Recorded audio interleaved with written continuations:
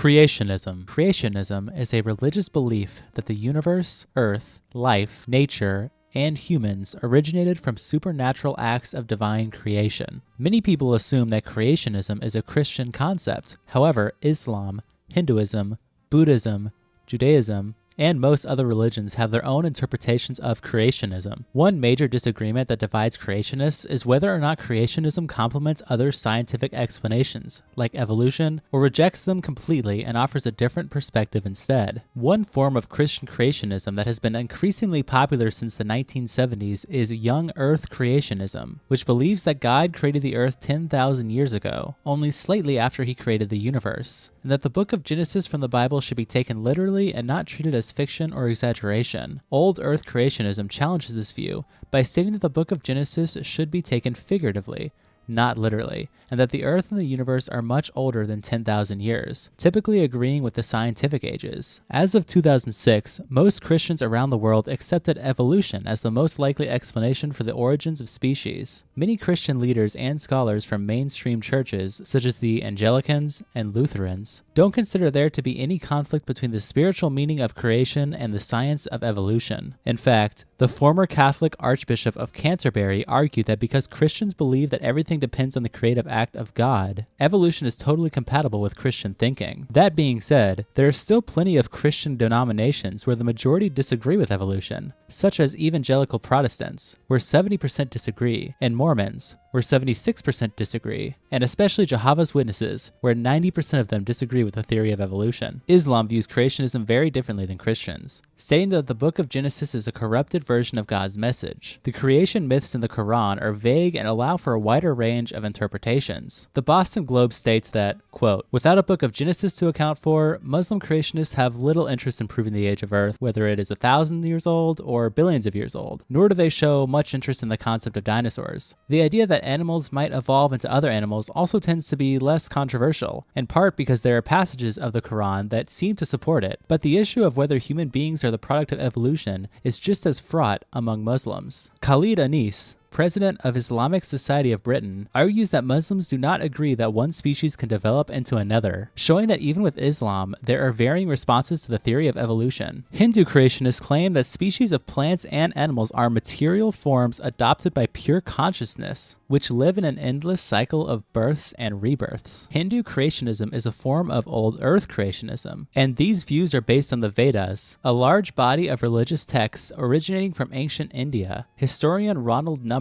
says that, quote, "Hindu creationists have insisted on the antiquity of humans, who they believe appeared fully formed as long as trillions of years ago." Catastrophism. The evolutionary theory of catastrophism, proposed in the early 19th century by Georges Cuvier, was the start of a radical change in thought regarding the previously popular and unanimously accepted idea of the time, fixism. Fixism suggested that the Earth's surface features, its organisms, and species were relatively stable and unchanged over long periods of time, basically saying that nothing major has ever happened to Earth. The theory of catastrophism offered a different idea by looking at fossil evidence and arguing that Earth's history was majorly affected by sudden and dramatic catastrophes, such as floods, earthquakes, and volcanic eruptions, and that these events caused widespread destruction of life forms and led to the extinction of numerous species. Catastrophism did not believe in the concept of evolution in the sense of the gradual transformation of a species over time. Rather, it instead believed in a concept called successive creations, the idea that catastrophic events led to the creation of an entirely new species that has adapted to a changed environment. Catastrophism noted that the fossilized remains in different layers were distinct from one another, suggesting a sequence of natural geological periods. While the evolutionary theory of catastrophism eventually gave way to modern scientific explanations of many of these concepts, the contributions of catastrophism were crucial in refining the discourse around the dynamic nature of Earth's history and the role of catastrophic events in shaping life on our planet. Lamarckism. Lamarckism is not currently accepted. However, it was the first theory that spoke about the concept of evolution, also known as the theory of transformation or the theory of inheritance. It is the notion that an organism can pass on physical characteristics to its offspring that the parent organism acquired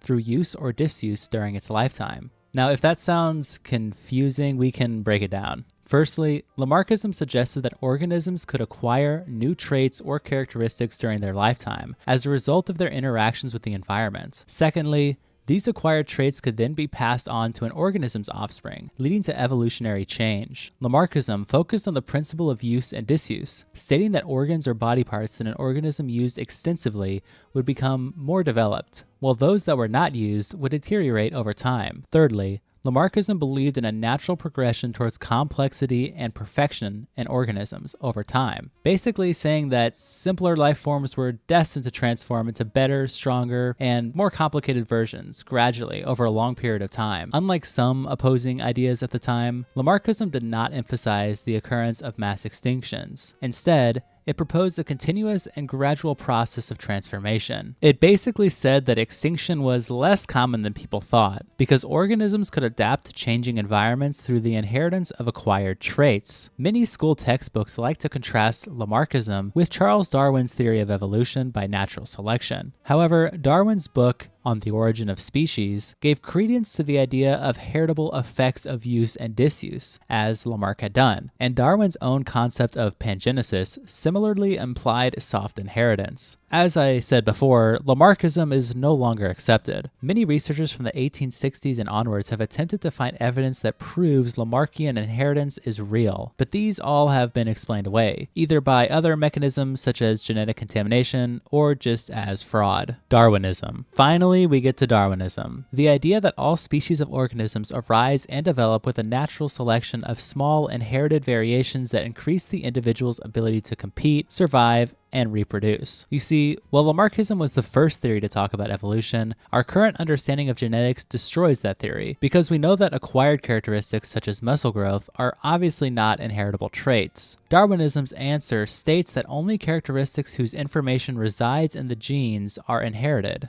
and that evolution does not depend on environmental changes, but rather on genetic randomness. Although the word mutation usually has a negative connotation, according to Darwinism, mutations are what makes evolution possible. Within this great genetic diversity that exists among us, the environment plays a very important role known as natural selection, which is when the environment selects the best adapted organisms based on the random variation. You might have heard of the phrase survival of the fittest, without realizing what it actually means in Darwinism. Within a population, individuals with advantageous variations will survive longer, reproduce more, and transmit changes to their offspring, as it provides them with a better, more intuitive way to deal with their environment. Conversely, individuals with disadvantageous variations will be less likely to survive and reproduce. In this way, all species are in a continuously gradual change, with a struggle for survival. During the time period where Charles Darwin was writing his famous book, The Origin of Species, he made a 5-year trip around the world in which he made numerous observations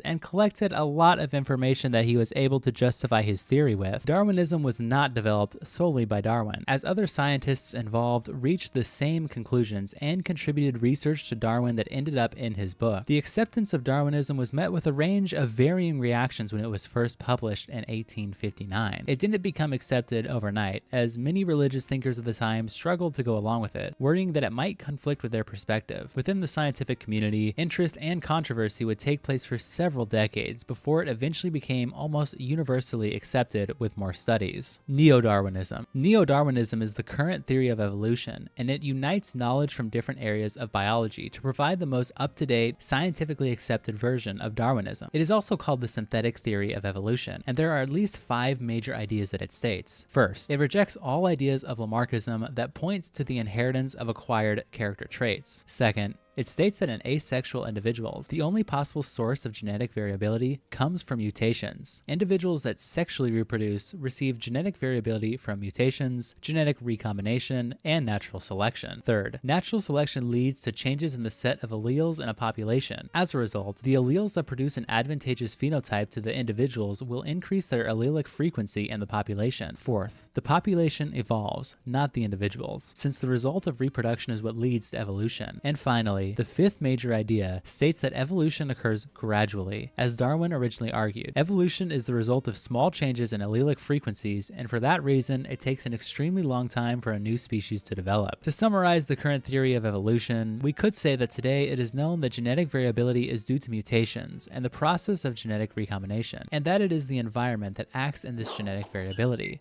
triggering evolutionary change in a process known as natural selection.